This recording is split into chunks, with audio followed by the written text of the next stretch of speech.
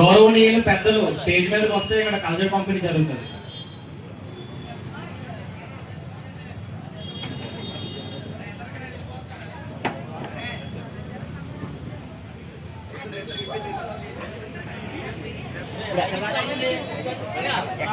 Number 8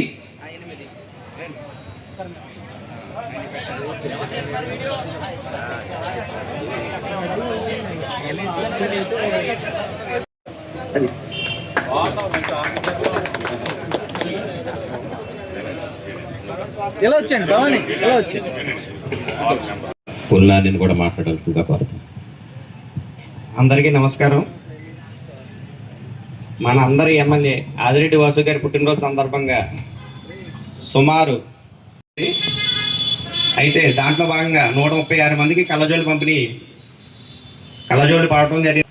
అయితే ఏం జరిగిందంటే చాలామంది వాళ్ళ అడ్రస్లు కానీ ఫోన్ నెంబర్లు కానీ ఇవ్వలేకపోవడం వల్ల కొంచెం లేట్ అయింది ఈ కార్యక్రమం. అంతేకాకుండా ఈ వార్డుల వల్లే కాకుండా చుట్టుపక్కల వార్డులో వాళ్ళందరూ కూడా చేయించుకోవడం జరిగింది.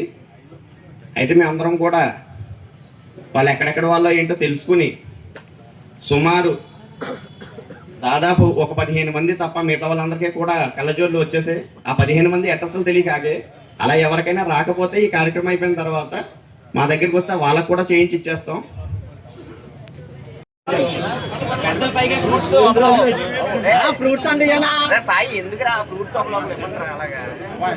హలో, సీరియల్ ప్రకారంగానే రండి.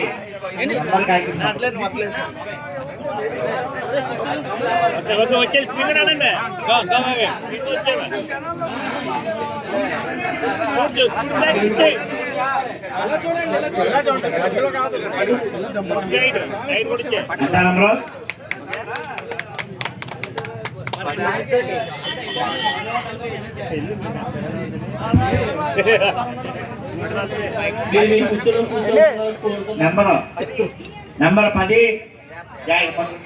ఇచ్చండి. 12 ఎవరి గురించి వాళ్ళ గురించి నెంబర్ 12 మీరా?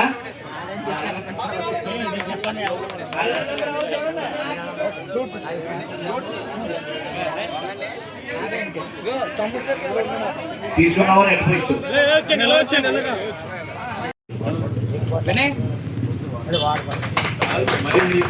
డిస్టర్బ్ అవ్వకూడదు.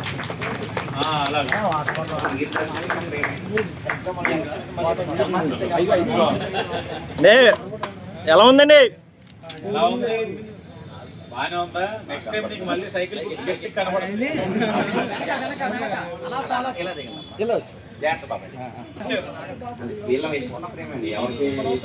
మంచి స్పెక్స్ అంటే ఇలా అన్నప్పుడు ఇలా వెళ్తున్నాయంటే బాగున్నట్టు, ఇలా అన్నప్పుడు వెళ్ళకుండా గట్టిగా ఉన్నాయంటే బాగాలేదని అర్థం. బాగున్నాయి.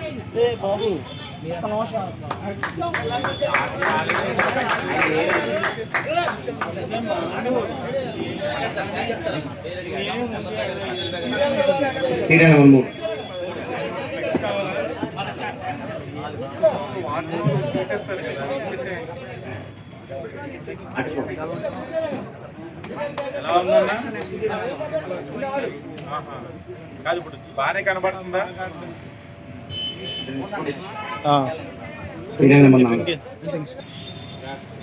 అంత బయట వెళ్ళిపోతుంది, బాయిలోకి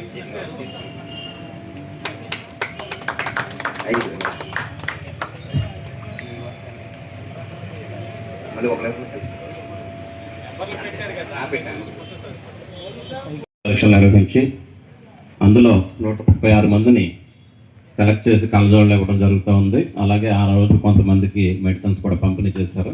దానికి మరి నానిని వారి ఫ్రెండ్స్ అందరినీ కూడా అభినందనలు తెలియజేస్తూ మరి మన మిత్రుడు తెలుగుదేశం పార్టీ ఎస్సీసీఎల్ అధ్యక్షుడు చాపరాజు గారిని కూడా మాట్లాడాల్సింది.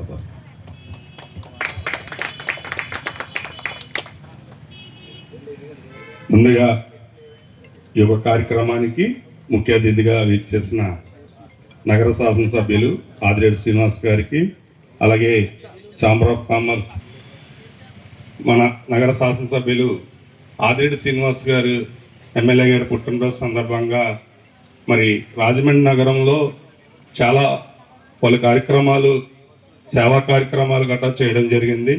అలాగే మరి గడిచిన